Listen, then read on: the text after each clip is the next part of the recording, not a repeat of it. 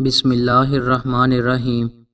رسول اللہ صلی اللہ علیہ وآلہ وسلم نے ارشاد فرمایا، اگر جنت کی نعمتوں میں سے ناخن برابر کوئی نعمت دنیا میں ظاہر ہو جائے تو اس کی وجہ سے زمین و آسمان کے کنارے مزین ہو جائیں، اور اگر جنت والوں میں سے ایک آدمی زمین پر جھانک دے اور اس کے کنگن ظاہر ہو جائیں تو اس کی روشنی سورج کی روشنی کو اس طرح مٹا دے جس طرح سورج ستاروں کی روشنی مٹا دیتا ہے۔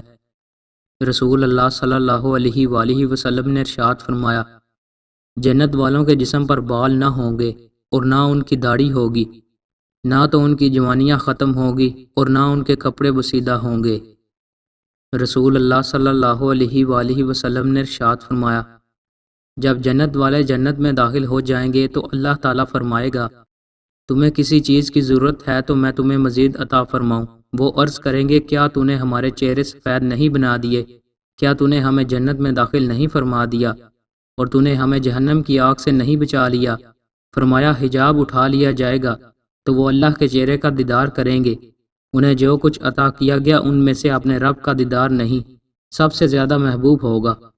پھر رسول اللہ صلی اللہ علیہ وآلہ وسلم نے یہ آیت تلاوت فرمائی، ان لوگوں کے لیے جنہوں نے اچھے اعمال کیے، اچھا ثواب جنت ہے اور زیادہ اللہ تعالیٰ کا دیدار ہے۔ دوستوں، مزید اچھی ویڈیوز کے لیے ہمارے چینل کو سبسکرائب لازمی کریں۔ بہت شکریہ۔